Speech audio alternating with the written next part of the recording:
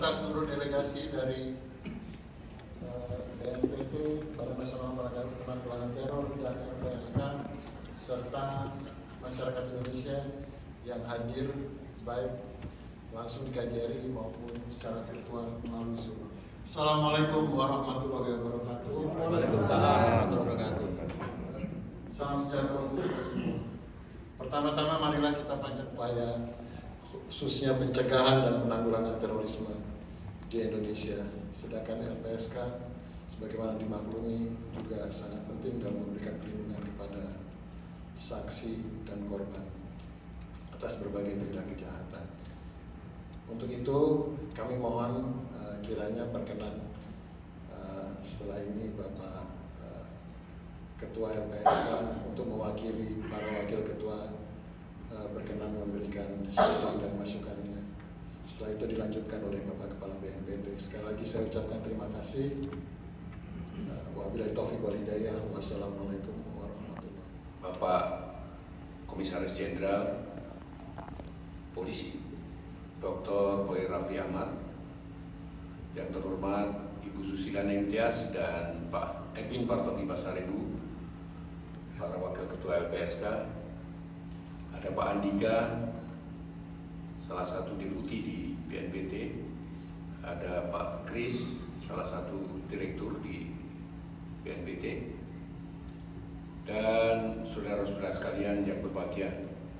Saya senang sekali bisa bertemu dengan Bapak dan Ibu-Ibu pada malam hari ini, karena ya barangkali ini kesempatan pertama bagi kami untuk bisa bertemu dan sharing tentang kegiatan kami selama ini.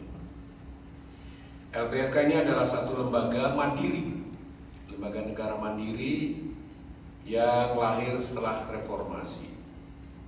Setelah reformasi itu beberapa lembaga negara yang mandiri kan bermunculan, misalnya seperti Komnas HAM, KPU, KPK, ada beberapa yang lain lagi, misalnya Ombudsman.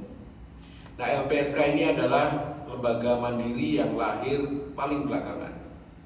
Dia anak bungsunya reformasi.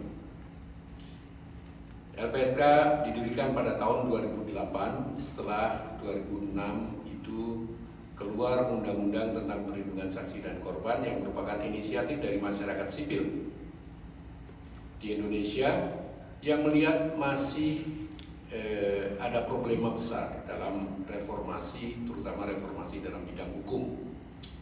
Karena pada waktu itu masih banyak persoalan, utamanya persoalan yang menyangkut kasus-kasus korupsi, di mana para saksi tidak berani memberikan kesaksian. Dan juga ada kasus pelanggaran HAM yang berat masa lalu yang pada waktu itu belum bisa tuntas diselesaikan oleh negara. Kalau untuk kasus-kasus pelanggaran HAM yang berat, malah sampai sekarang belum bisa diselesaikan oleh negara. Dalam perkembangannya, kemudian LPSK mengalami perubahan berdasarkan perubahan undang-undang yang mula-mula keluar tahun 2006, Undang-Undang Nomor 13 tahun 2006 tentang perlindungan saksi dan korban.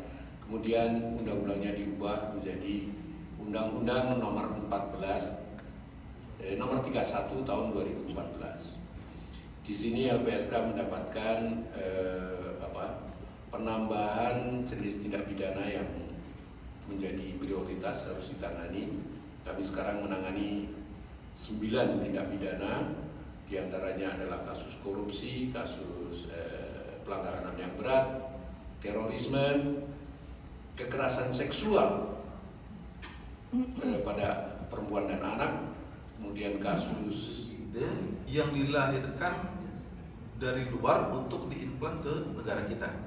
Jadi mereka makanya mempengaruhi orang-orang yang pernah ke Afghanistan, kemudian mereka mencoba meyakinkan bahwa misi mereka untuk mendirikan Islam itu, apalagi ini semakin kuat setelah ISIS berdiri.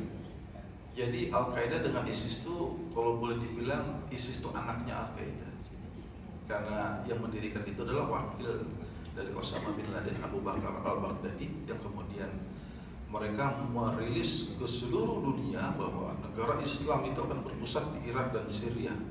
Itulah yang juga dipropagandakan ke negara kita, yang pada akhirnya 2.157 warga negara kita dalam kurun waktu kurang lebih hampir 6 tahun itu berangkat ke Syria. Jadi mereka hari ini ada yang sudah meninggal dunia kurang lebih 200, ada yang di kamp penahanan ibu dan anak. Jadi ibu dan anak saja kan disebutnya secara universal itu foreign terrorist fighter. Nah mereka ini berada di beberapa kamp pengungsian yang ada di Syria. Tetapi yang laki-laki pada umumnya dipenjara oleh pemerintah Syria maupun Irak. Jadi yang berada di kamp refugee itu lebih kepada wanita dan anak-anak. Dan ini jadi masalah yang tentunya ke depan akan kita hadapi oleh pemerintah Indonesia, karena dari beberapa diskusi kita dengan counterpart kita di sini dengan UNOCT, United Nations Office of Counterterrorism yang sangat intens dengan negara-negara ini.